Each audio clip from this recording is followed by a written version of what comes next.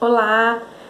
Hoje nós vamos gravar um vídeo ao invés de um áudio, pois o texto é um pouquinho comprido, né? E às vezes fica mais difícil ouvir pelo áudio. 1 Samuel, capítulo 13, que diz: Saul tinha 30 anos de idade quando começou a reinar, e reinou sobre Israel 42 anos. Saul escolheu 3.000 homens de Israel, 2.000 ficaram com ele em Miqumas e nos montes de Betel, e 1.000 ficaram com Jonatas, em Gibeá de Benjamim. O restante dos homens ele mandou de volta para suas tendas. Jonatas atacou os destacamentos dos filisteus em Gibeá, e os filisteus foram informados disso. Então Saul mandou tocar a trombeta por todo o país, dizendo: que os hebreus fiquem sabendo disso. E todo Israel ouviu a notícia que Saul tinha atacado o destacamento dos filisteus, atraindo o ódio dos filisteus sobre Israel. Então os homens foram convocados para se reunirem a Saul em Gilgal. Os filisteus reuniram-se para lutar contra Israel com 3.000 carros de guerra, 6.000 condutores de carros e tanto soldados quanto a areia da praia.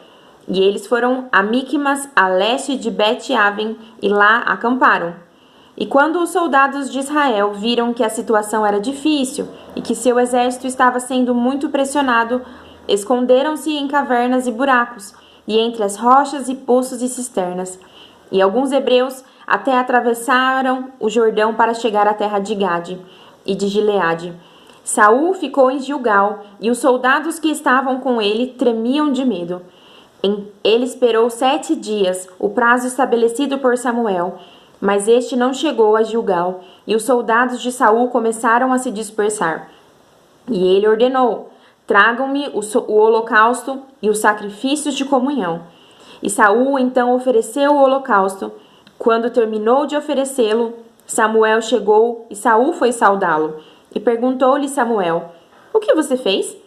E Saul respondeu: quando vi que os soldados estavam se dispersando e que não tinha chegado no prazo estabelecido, e os filisteus estavam reunidos em Miqumas, pensei: agora os filisteus me atacarão em Gilgal, e não busquei o Senhor. Por isso me senti obrigado a oferecer holocausto.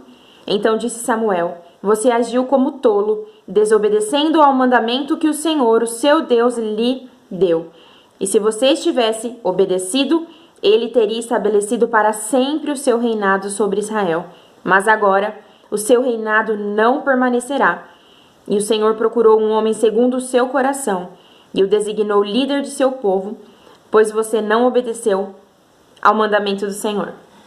Eu não sei se você já tinha lido esse texto, mas é um texto muito sério. E é algo que muitas vezes a gente faz a mesma coisa. A gente sabe que existem coisas a seguir, direções a seguir, e tomamos direções erradas. Nos textos bíblicos você vai ver que sempre Deus dava uma estratégia de guerra.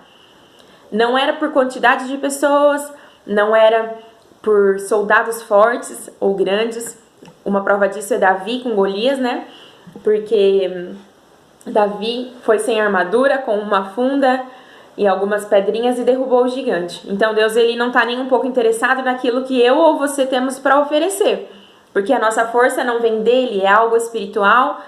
A nossa força não vem de nós, é algo espiritual que vem dele. E não seria diferente nessa batalha. O Senhor, ele ia dar uma estratégia. Então era para ele ter esperado, era para Saul ter esperado Samuel.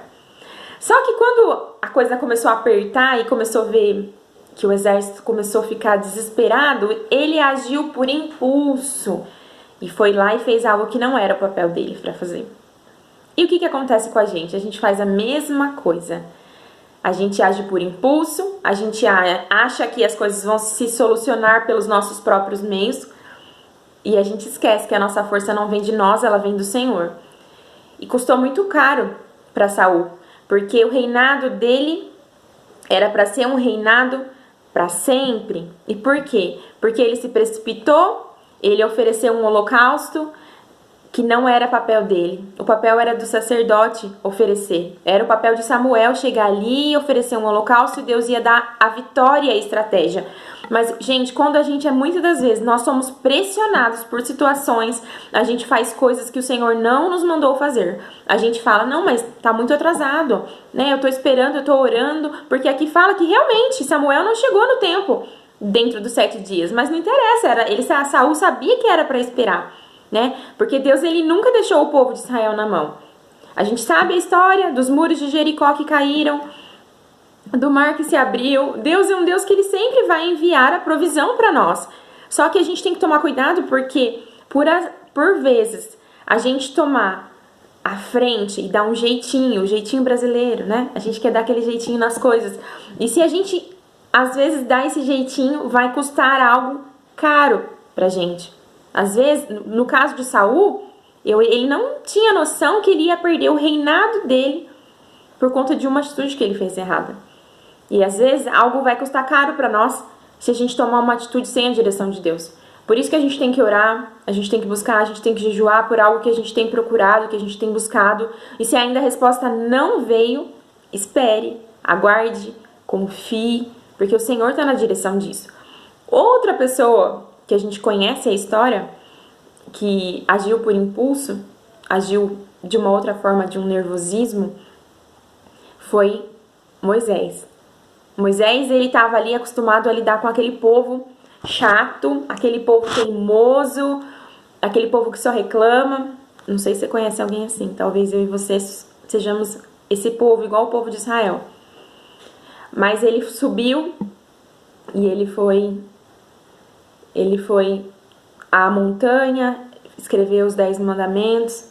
Deus escreveu, entregou para ele ficou 40 dias lá em cima.